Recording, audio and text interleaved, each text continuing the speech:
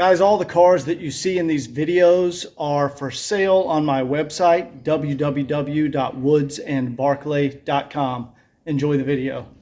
Hey guys, welcome back to the next video in the series on the 1984 300D. Today we're just doing some minor service. We're going to do the transmission, fluid, pan gasket and filter.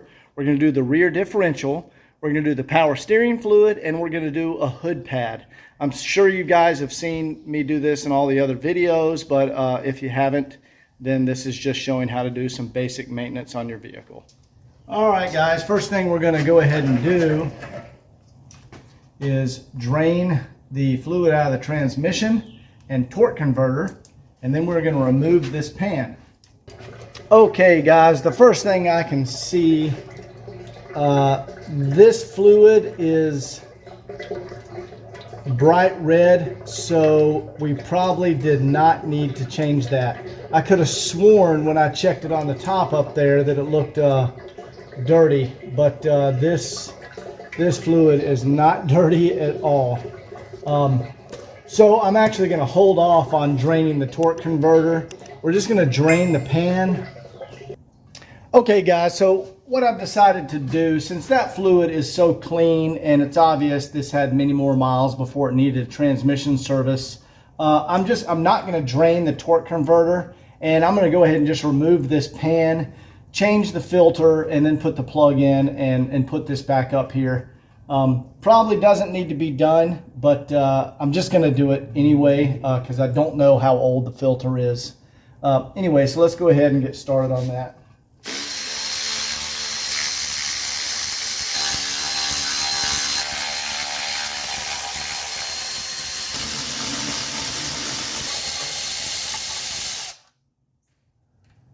Now guys, even though we drained it, there is still going to be fluid in the pan. That's how it is every time.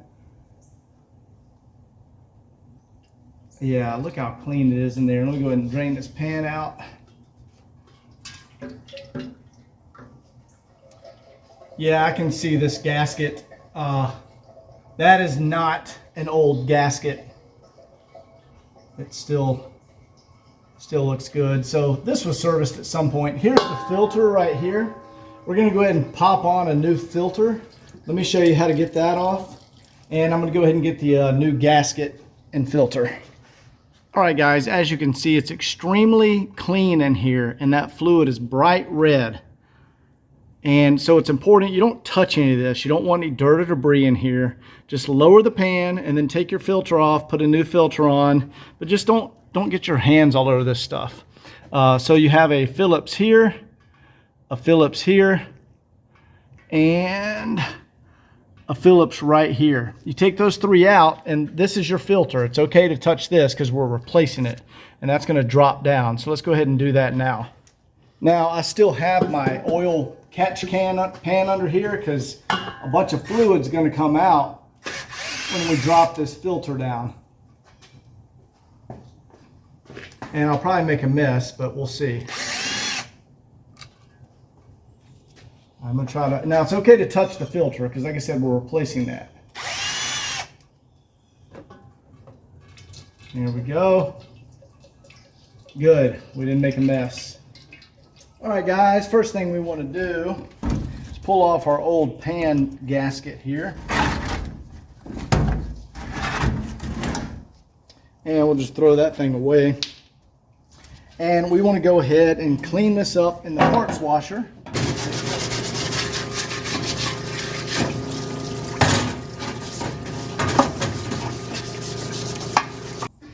So here's our old filter. Now you see the new filter element?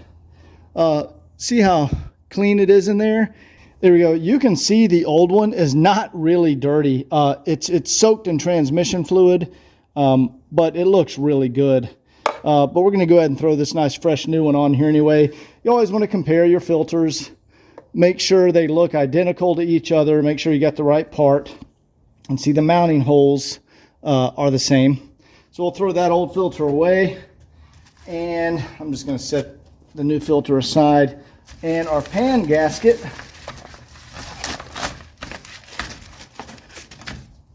There you go. there's our new pan gasket.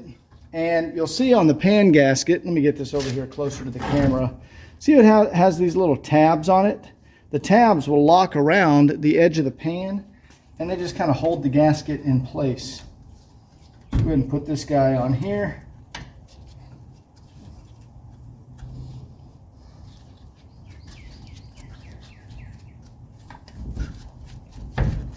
And see these little tabs? You just click them around the side there, and there they go. Those hold it in place.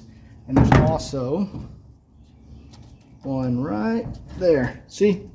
All right, got a new gasket. I'm going to go ahead and dry this out, and let me get the rest of this parts cleaner fluid out of here, and then we'll go ahead and get it on the vehicle. Now, guys, when you dry this out, you don't want to use like a paper towel. You don't want to get any lint or anything in here. You want to use a lint-free, like a microfiber or something of that sort. That is a very clean transmission pan. Let's go ahead and get this back on the car. Oh, sorry, first we'll show you how to do the filter. Okay, notice the filter. See, you have a little like cork sealing gasket there and there. And that's what seals up against. You have your little tube right there and right there, and those cork gaskets seal against those. Get that lined up right there. We get one started right here.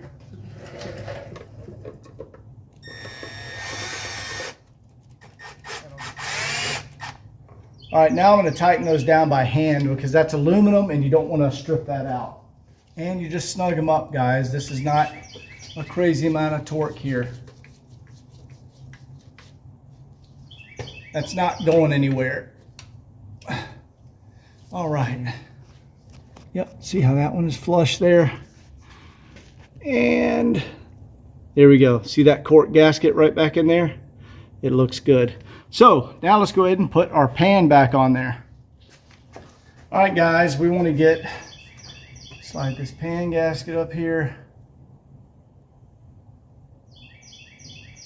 All right. And it has little flanges that help locate it around the edges. We're going to wipe all this off, but you just want to get a couple started just to hold it in place so you can get the rest started. You just snug them up. After you've been doing this for years, you know what snug means. If you want to know the exact torque, you're going to have to look it up. Probably 10 Newton meters or, I don't know, 15 Newton meters. I'm not sure what it is, but you don't crank them down or else it messes up the flange and the gasket will not seal. There's no like force or pressure trying to push this off, so they don't have to be extremely tight, and that gasket does all the work. Notice I'm starting them by hand because, guys, this is aluminum. You don't mess around with aluminum with electric power tools to get bolts started. You want to make sure you do it all by hand so you don't cross thread anything.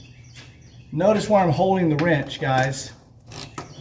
I'm not like down here. I'm not going to be cranking this down. I'm holding the wrench where there's no torque on it. And we're going to go around in a opposite pattern.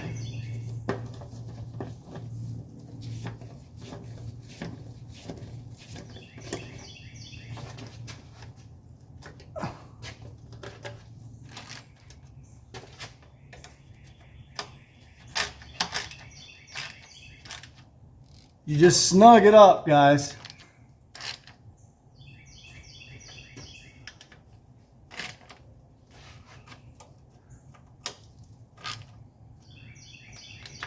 There you go. That's it. You don't have to go any tighter than that. Let's go and wipe all that off.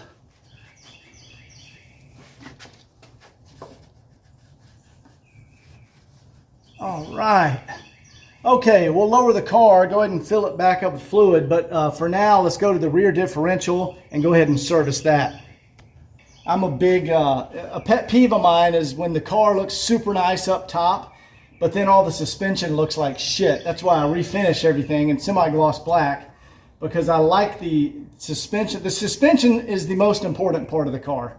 It's what connects the chassis of the car to the tires, or the body of the car to the tires contact patch. And it transfers, all of the physics happen there in the suspension. I love doing suspension work, and I like the suspension to look nice. That's why I've refinished all of this. Anyway, let's go ahead and get out our fill plug and our drain plug.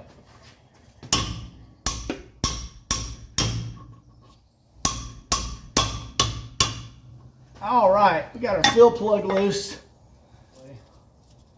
All right. Man, that thing was full.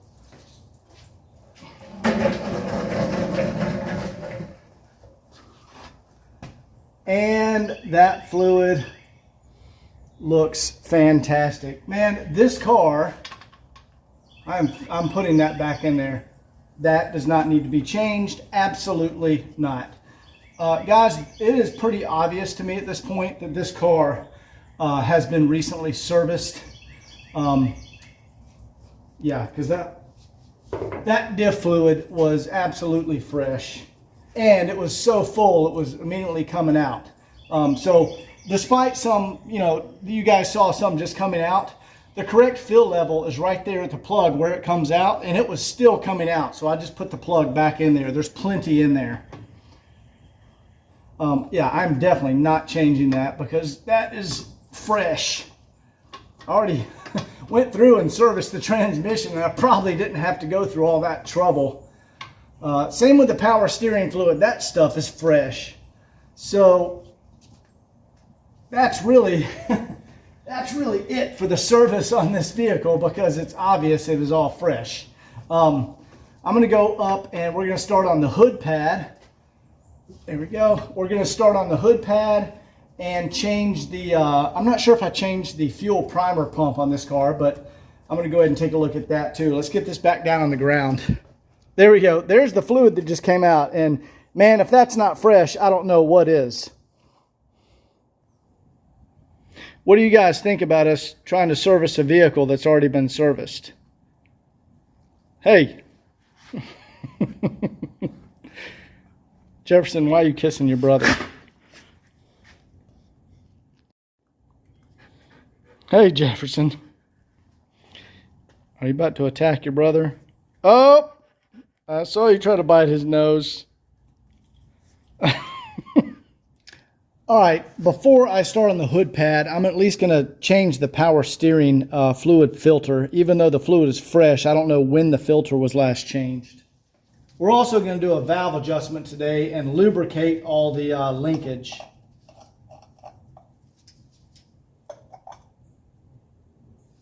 There's a little 10mm nut on the top there. Wonder how many guys have dropped these down in the power steering fluid.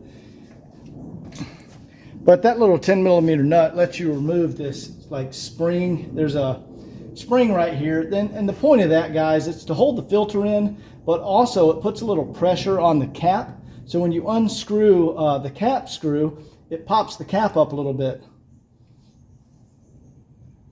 Okay, we'll go ahead and remove that.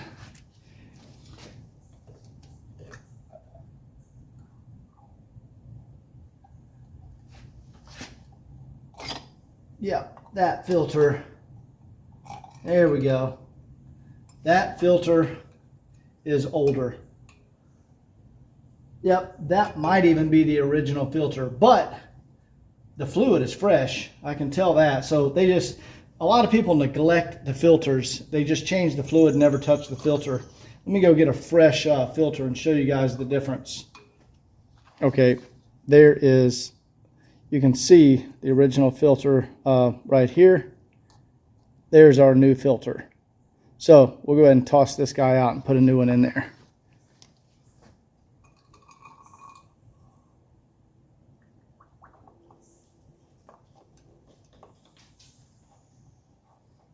Okay, there we go.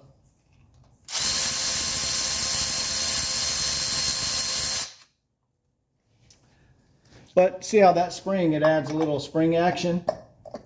So the cap pops off.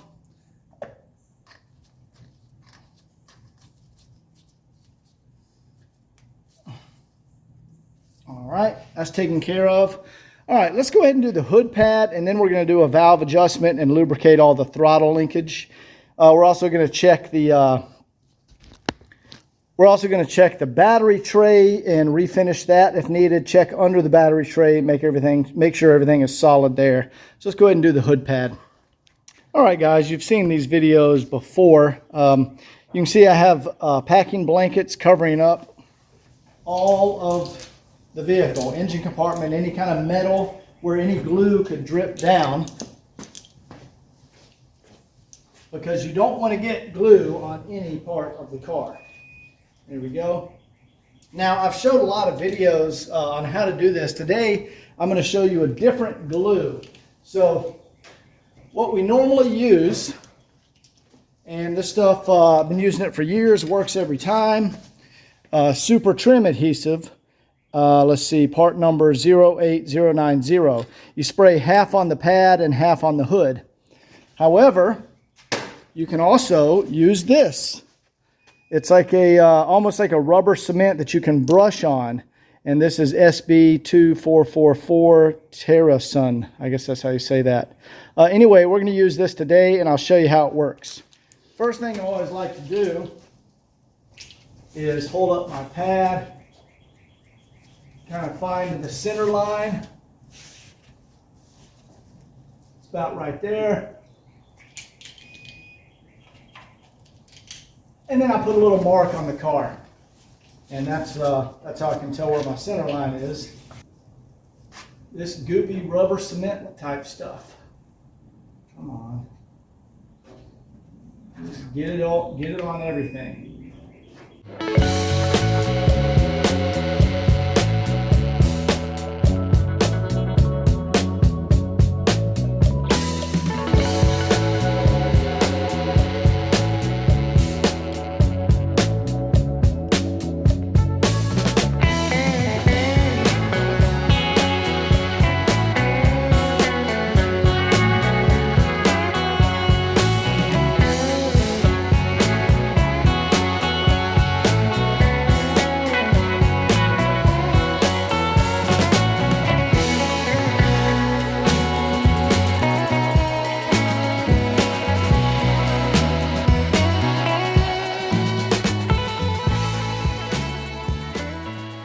And that's it, guys. That is how you have a fresh, brand new hood pad. It's not hard at all. Trick is, you just want to make sure, see how I put a little white mark right there? That's where I do the test fitment. And you want to make sure you get it equal on both sides. And then you want to pull it all the way up to the top here. So it gives your little cutout right there, clearance for the windshield washer valve. Before I start the valve adjustment, I'm going to go ahead and put some transmission fluid back in here. I can't remember how much it takes.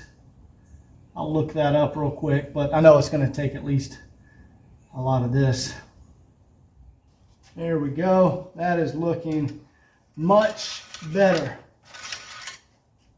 And of course, I'll have to drive it around and get everything up to temp and do the final check later.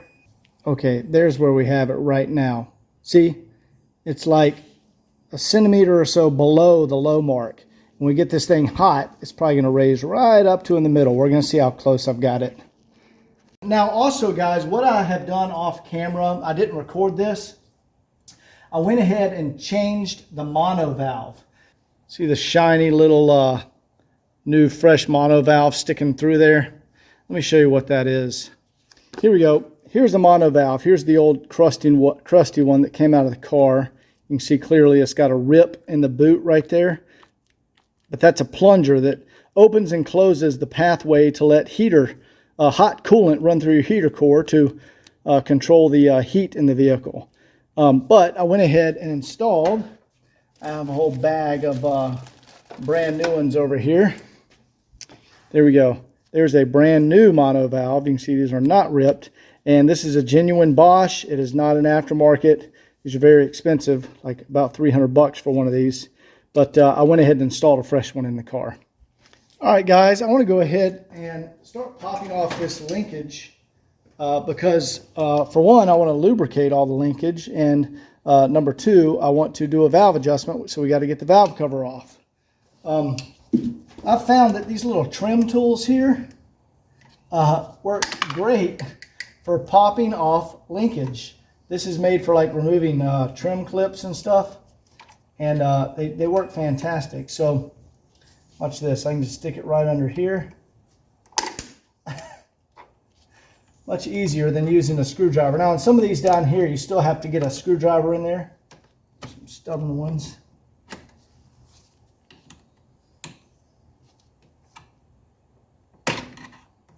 There we go.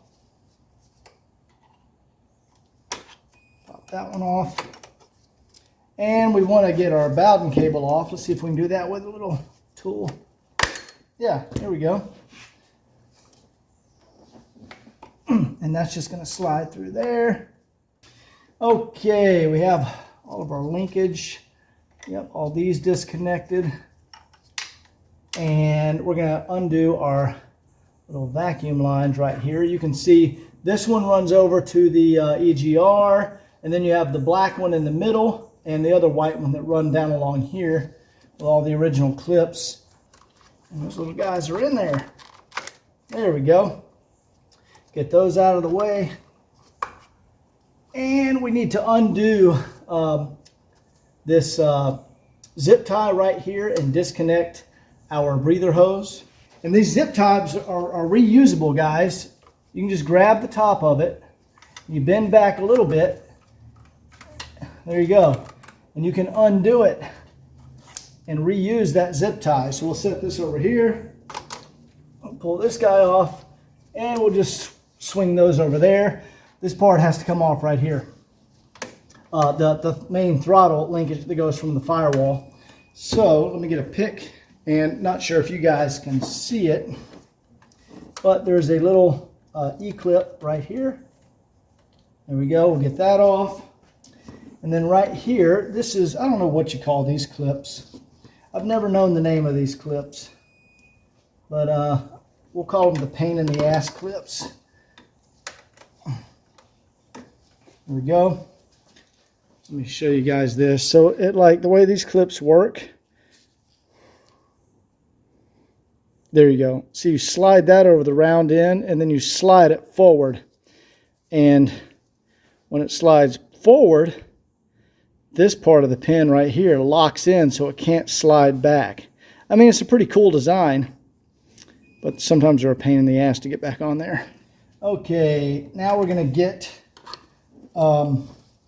there's a cotter pin back here on the throttle linkage. We'll go ahead and pull that off. This cotter pin is what goes in the firewall bushing. And then we can take out, there we go, the throttle linkage here. Slide that one all the way in, slide that one out. There we go. And we'll slide this one off. We're just going to lay this one over here. Now, this valve cover is free to come off. We just want to undo the 13 millimeter nuts that go around it. There's 4 of them.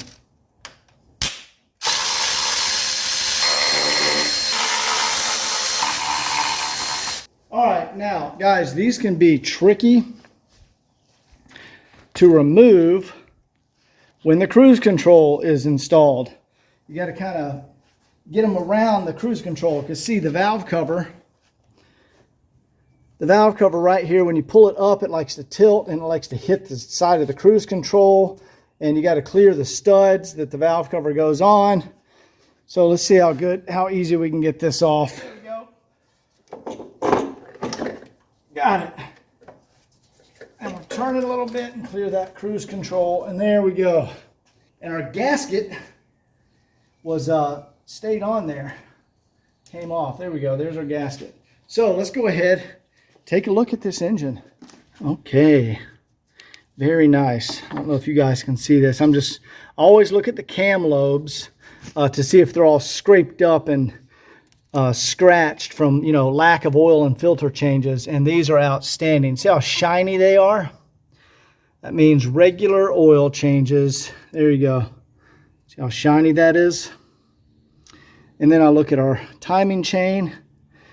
See, so stretch, I would be able to pull up on it a little bit. Back and forth is okay, but pulling up, see, this timing chain does not budge.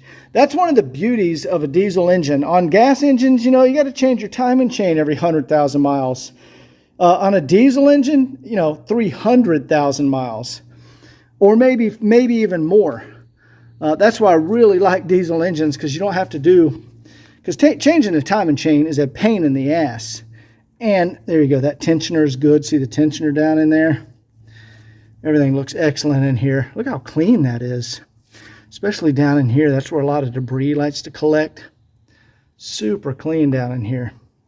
Anyway, let's go ahead and we'll rotate the engine. We'll rotate, well, it looks like this lobe right here is actually ready to be checked. See, it's at the, it's like pointing at the 1 o'clock position.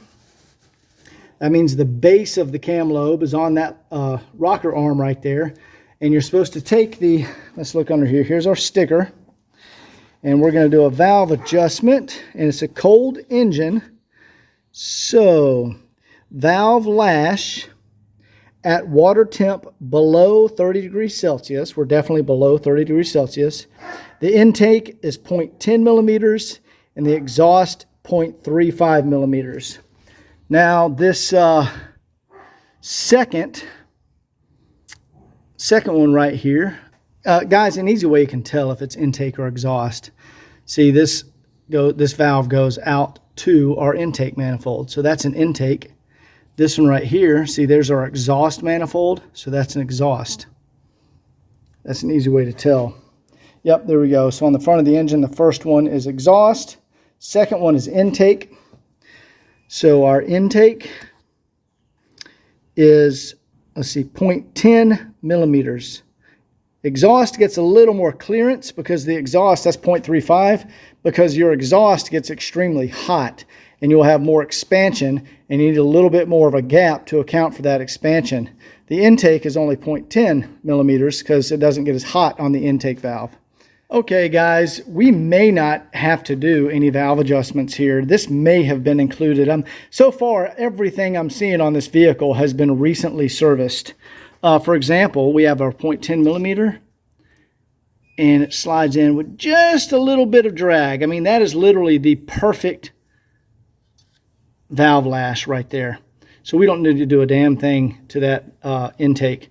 So I'm going to go ahead and check the rest of the engine, see if I can find any that need adjusting, and I'll let you know at the end. Okay, I've already done valve 2 and valve 3. I've checked the lash and they were perfectly in spec. The next cam that rotated up is back here, this exhaust lobe. So let's go ahead and check that. But what I'm seeing on this engine is that the valve lash was recently set because everything, all right, see if you guys can see that. There we go. Oh yeah, that is literally the perfect amount of valve lash. It just slid right in there. So what I'm seeing is, I'm pretty sure a valve adjustment was recently done on this vehicle. I'm going to go ahead and continue checking. But it's pretty clear that this was being well maintained. So let's go ahead and rotate up our next one. I think the next one that's going to come up appears to be that one right there. See our cam lobe?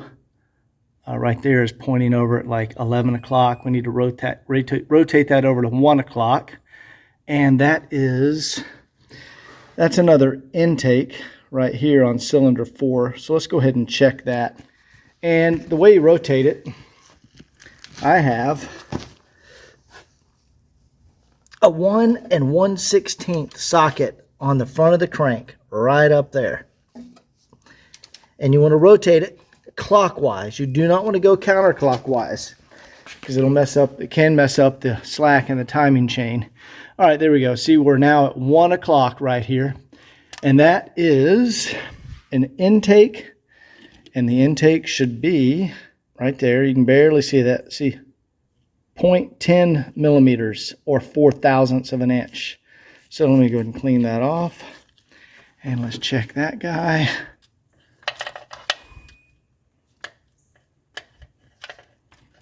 Okay, there we go. I found one. That one's a little tight. So we're going to make a slight adjustment to that one. I'll show you how I do this. Okay, what you see here, guys, there's the adjustment lobe. We want to adjust this valve.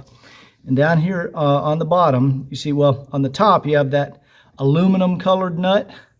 And then below it is a darker, steel colored nut. So first we want to, and those lock together to hold it in place. So first we need to break those loose. So I'll turn the top one counterclockwise and the bottom one clockwise, and that will break those loose. And then I'm going to move that bottom nut down like, one thread. I'll screw it clockwise, and that will allow me to move the top nut down like one thread by screwing it clockwise, and that will open up the gap to the base of the cam lobe. That's how that works. If I needed to close the gap, I would want to move the top one counterclockwise to move it up the valve stem. And then that one would go counterclockwise to move it up and then lock it back in place.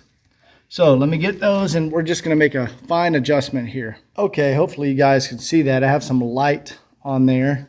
Hopefully I'm not going to be in the way. We want to see our wrenches are angled. See that? One angle is one way, one angle is the other. So you can flip them around top and bottom so you can get the right amount of leverage.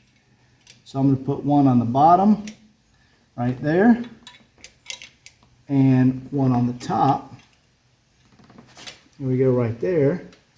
Actually, I'm going to switch them around. There we go. I like that a little better. And I'm going to go counterclockwise on the top one, so that'll make that nut go up. There we go. See, now they're loose. Now what I want to do, I'm going to take this bottom nut and I want to go down, so clockwise just a little bit. Okay, that took it and pushed it down the valve stem, because I want to move this top nut right here. I want that to go down the valve stem. There we go. So we should have opened that gap, and I'm talking, like 0.01 millimeters. I just moved it like one thread. So now we're going to go see what our clearance is. So I'll reach back here. Okay, it's still a little tight. So I'm going to come down a little bit more. So to do that, the bottom nut, I'm going to screw it clockwise.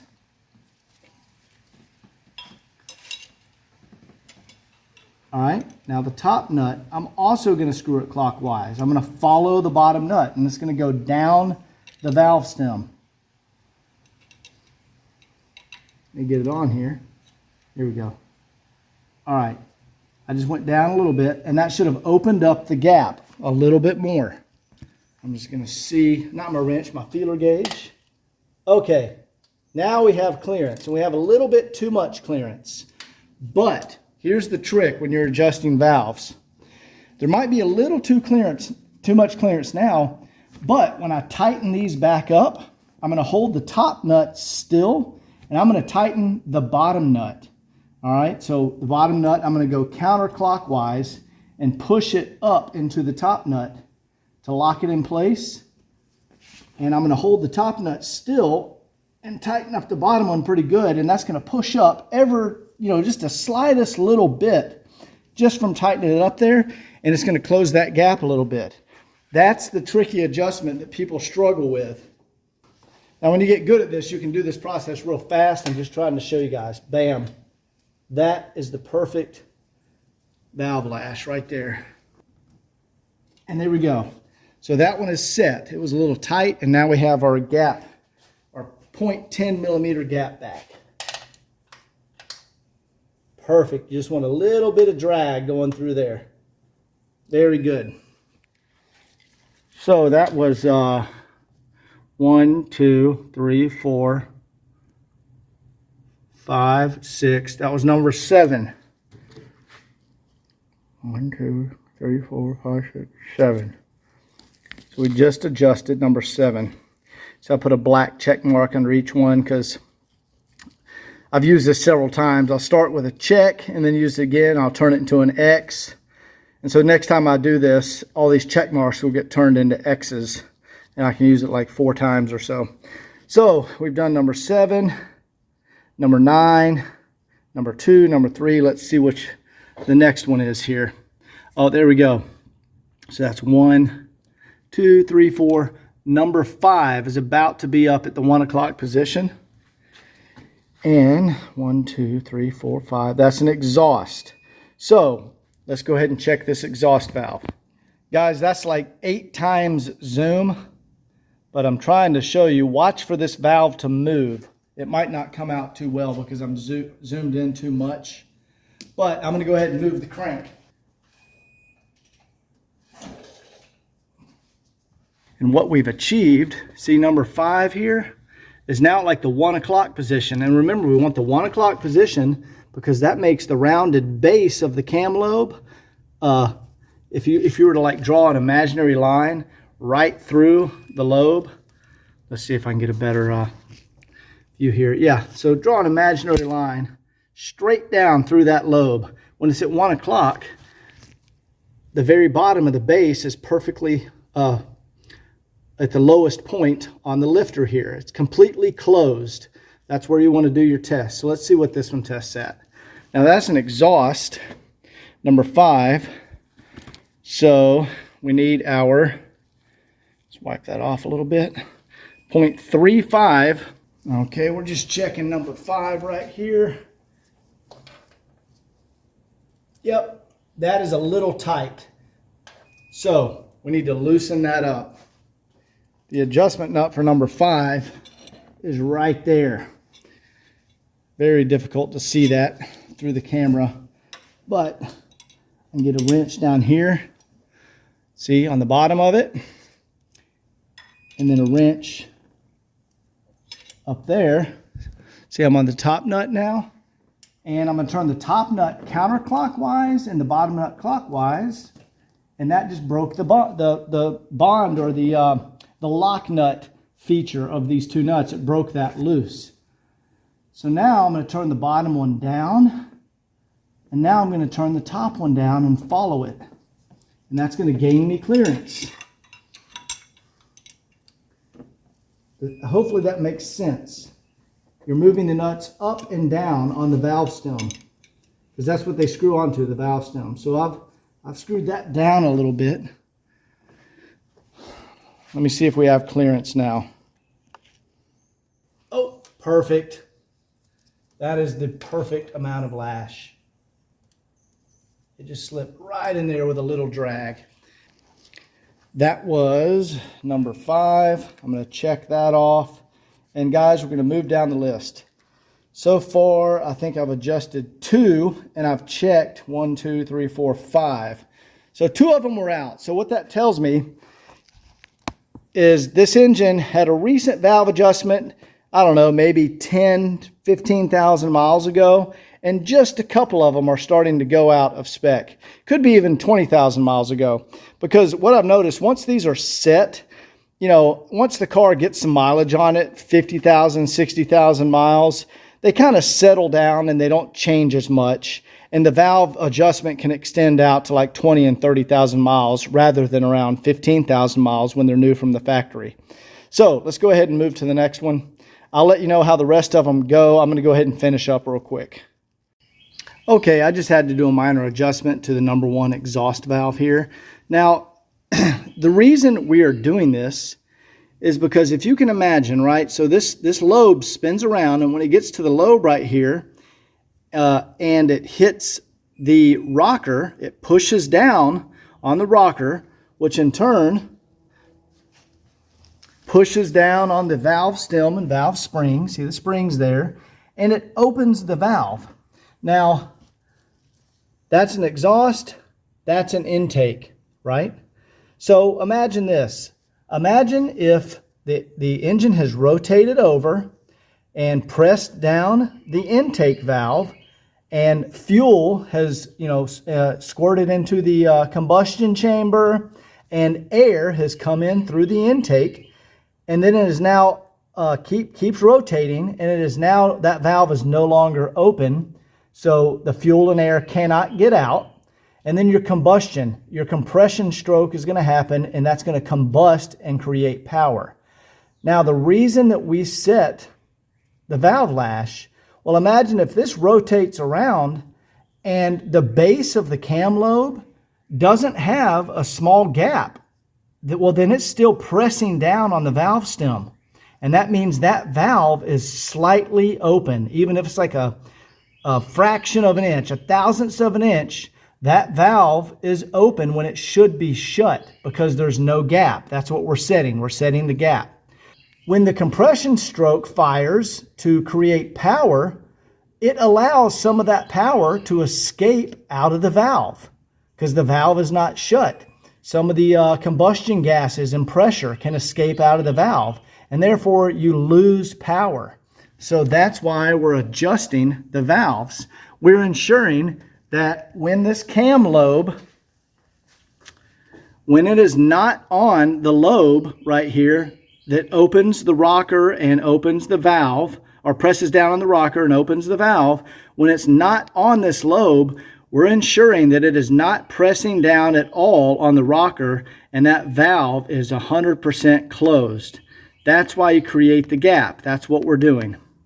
Okay, mission accomplished on the valve adjustment. I just finished up valve number 8, and all of them were in spec with the exception of 4. And those 4 I just had to do a very minor adjustment. So anyway, those are good for the next, check them in 25,000 miles, because if you check them in 15, you might find 1 or 2 out of spec, and that's a little aggressive of a service interval from my experience working on these cars. So the next thing I want to do is I want to go clean up the valve cover, and we're going to disassemble the linkage and lubricate everything. So let's get this over here to the parts washer. Oh, check that out. There's still the original factory sticker on the valve cover. Anyway, I'm going to remove this, clean everything up, lubricate it, throw a new valve cover gasket on here, which I've got right here. There's my valve cover gaskets, and then we'll get this thing reassembled. All right, I've already got the these linkages off, and I'll show you why we clean these up, guys. You can see down in there all the dirt and debris from over the years, and these are little ball sockets. See, little ball joints, not ball joints, ball sockets. See all the debris and dirt down in there? Well, these clamp onto a ball like that, and they pivot. And if you have dirt and debris down there, it's going to make it stiffen up. It's going to make it not turn as smooth. It's going to wear things down. So that's why we clean all these up and re-lubricate them.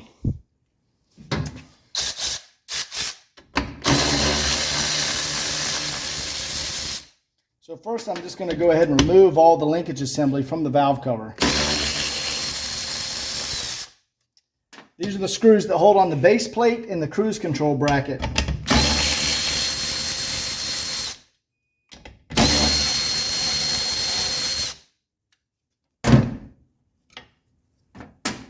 All right. I'm going to go ahead and remove the plastic vacuum line cover just so I can inspect under here. We need a small screwdriver for that.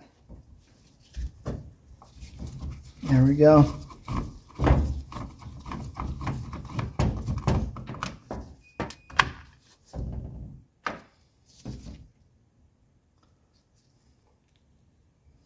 Okay, these little levers right here, you can see this still got some good lubrication.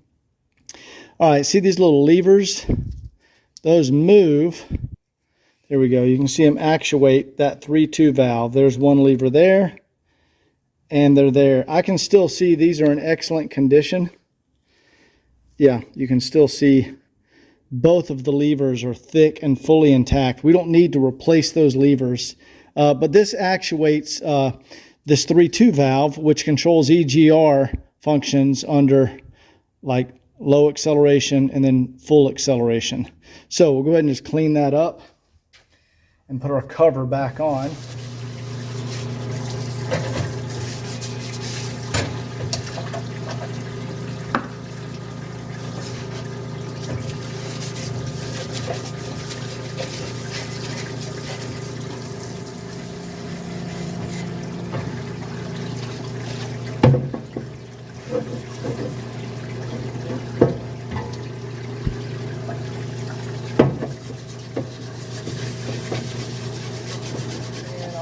ahead and clean up our linkages here.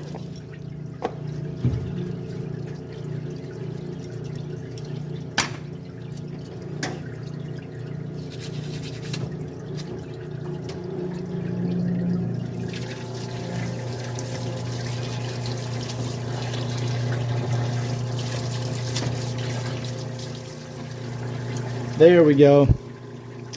See how clean that is in there now? That's what we're going for.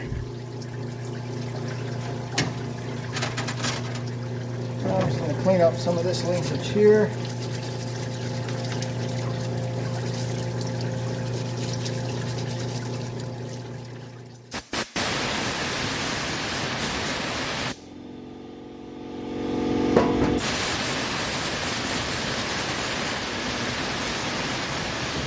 All right, put our oil cap back on here. And let me go ahead and get some lubrication. Okay guys, here's our clean valve cover. First thing I like to do, I like to put some lubricant down the shafts. If you just squirt it on the E-clip up here, it'll work its way down the shaft. So that's the first thing I like to do. Then, want to lubricate the linkage. We just put a little ATF fluid with a syringe in there. We can pop this linkage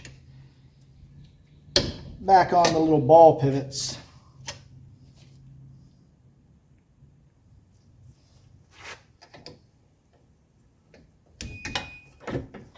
And there we go. Now for the 3-2 valve right here, we use a little white lithium grease. And that's really what Mercedes used up in there. And not afraid to coat it all on there like that. There we go. See how that's all lubricated now? There you go. All that's lubricated right there with lithium grease. There you go. You can see better here. See, I've got lithium grease all lubricated down in there. Now we can just put our cover back over there that protects it. All right, we got our cover back on, and we'll reassemble the rest of this over on the vehicle. So let's put our new valve cover gasket on here. So we'll just stand this guy up, and then the valve cover gasket just molds right around here. Weirdest valve cover gasket ever made.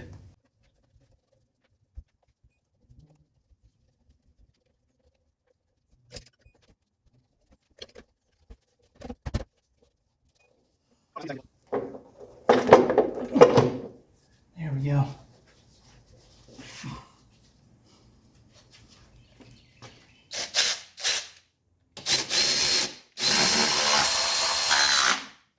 You just snug it up, guys.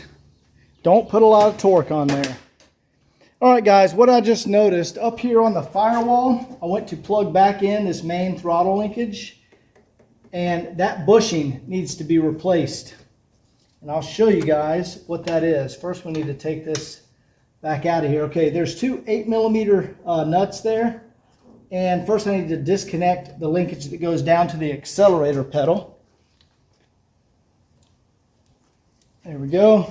And let me remove this and get it on the bench so you guys can see what we're doing. Guys, what we have here, see this bushing? See how it's cracked and rotted? See that? It's made out of like, it's almost like a roller skate wheel material. See how it just broke away?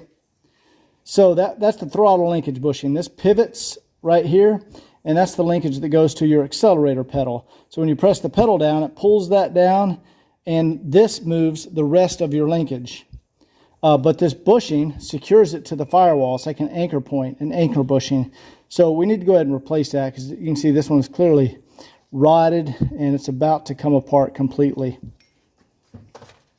We actually have a lot of the bushing material still left in there on the firewall, and this is just pulls out of here. It's going to fall down on the ground behind the engine back here.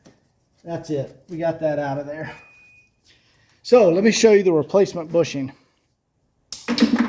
is get this old bushing out of here. There you go.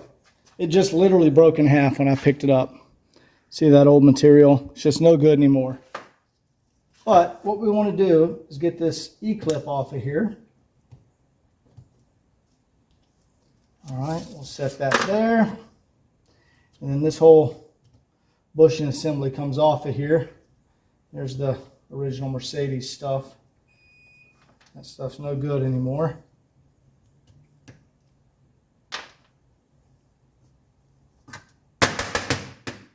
There we go.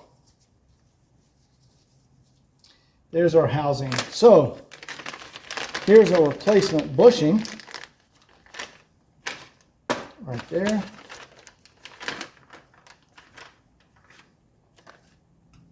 So we're just going to take this replacement bushing and see how it fits. Now, Dutch Dillingham makes these. He is an engineer. I think Dutch lives in Kansas. And because you can't buy these from Mercedes. And he does a fantastic job. He makes them out of the same material. Look at that. Perfect fit. And this original material has clearly aged and rotted. But you can see this is it is an identical part. And Dutch puts I think that's a bronze bushing or a copper bushing. No, it's going to be bronze. Yeah. Bronze bushing down in there. And where Mercedes just used this plastic like insert. So this is going to last much longer, probably longer than 30 years. How old is this car? 39 years old. So that's going to last a very long time. So let's go ahead and get this back on there. What you do, you just put it right back over there. And we're going to lubricate it a little bit before we slip it on. Transmission fluid. There we go. It's perfect. Perfect fit. Very nice, Dutch. And he gives us a little shim right here in case it fits too loose. But I can see that ours is perfect. So we're not going to use the shim. And we're just going to push back on our E-clip. And there we go. That is a repaired bushing. You see that now rotates perfectly good, and we have our new bushing. So we have to get this back on the firewall. Now you're going to notice, you see how this edge is taller here and shorter here? The reason it's like that is because this linkage is angled ever so slightly towards the engine, because your throttle linkage here comes out of the firewall and angles towards your throttle linkage right here. So this mounting bracket is designed to angle it in towards the engine. So it's very important that you want the high side here. See, there's a high side and a low side, a short side. You want the high side on the driver's most side, if that makes sense. So it's angling it that way. So we're going to go ahead and mount it right back in here like this. All right, so what we've done, we replaced this throttle bushing, and we want to reconnect our throttle linkage here. And this is the linkage. There we go. And once that's reconnected, when you press that your accelerator pedal, it turns that throttle bushing and it moves all of your linkage. And so that grounds it to the firewall. That's why I wanted to replace that bushing. Now I got to find the linkage that fell down behind here to reattach my accelerator pedal linkage. Lubricant on there. There we go. And then let's see if we can get this reattached here.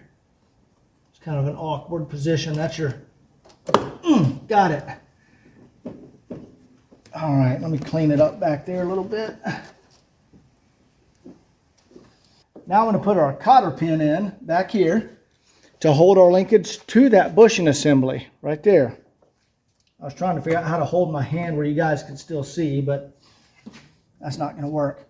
And we got our linkage up here. Let me get my lubricant. All right. Now we need to put our clips. Now I take off my gloves for this because guys, it's so easy to drop these clips. And got it. Now we just need one more clip right there. And these are readily available on Amazon if you drop them, guys, because I do drop them every once in a while. There we go. Beautiful. And guys, that is our lubricated and reassembled throttle linkage. Oops, I need to connect the Bowden cable back. There we go. There's our Bowden cable right back here. And this boot just kind of goes around. Sometimes I got to get a little pick to pull it around there. Now we need to adjust the Bowden cable. So here's how you adjust the Bowden cable. You see you see all our lubrication on there. See that little tab right there that it moves against? When you pull your throttle linkage, that tab is what pulls the Bowden cable, see? Now you want it rest, you want like a millimeter gap there. You don't want it to be touching.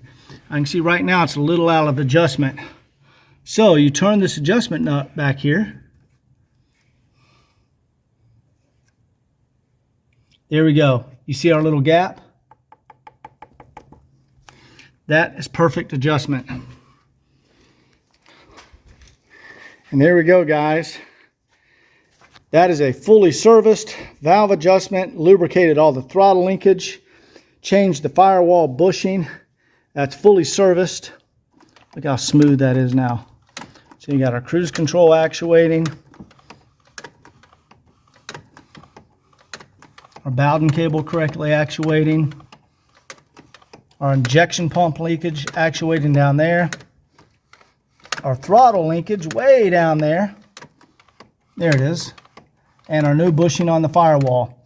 So that's 1, 2, 3, 4, 5, 6, 7. It's like 7 pivot points to get up to the cruise control.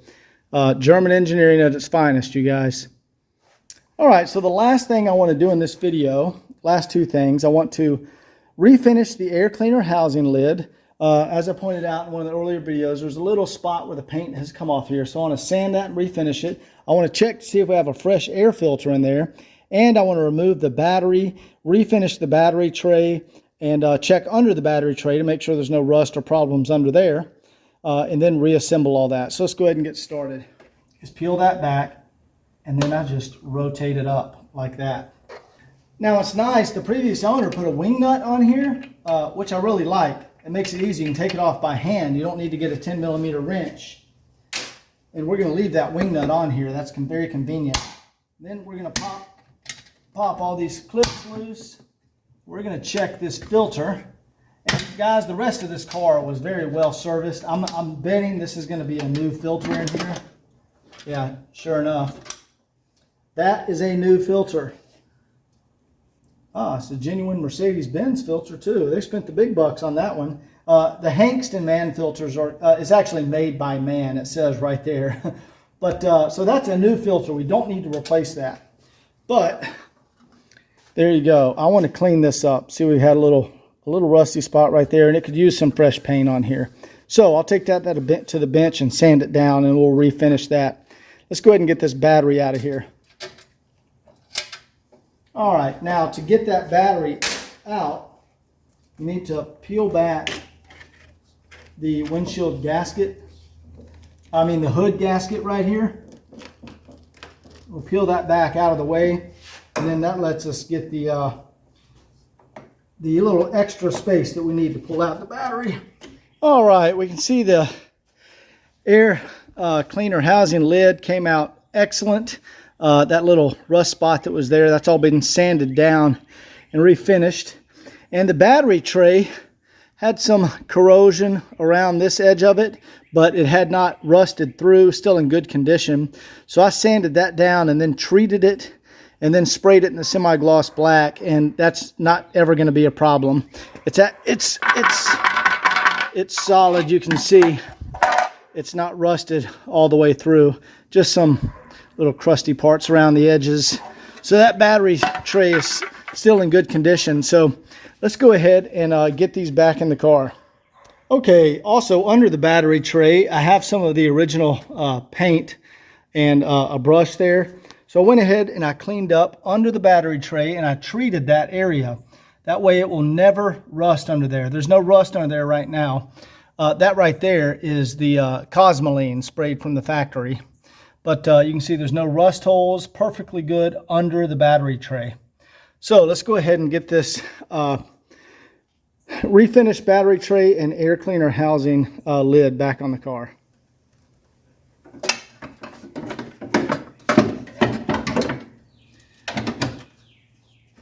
Well, my camera just died, but I got the new air filter, the refinished air filter housing lid on, and that looks way better. And I got a new battery in, got that connected. Now we're just going to reconnect our breather tube here. And we're going to put our wing nut back on here. And let me get our zip tie, factory zip tie, to hold that breather tube down. All right, that goes right under here, like so.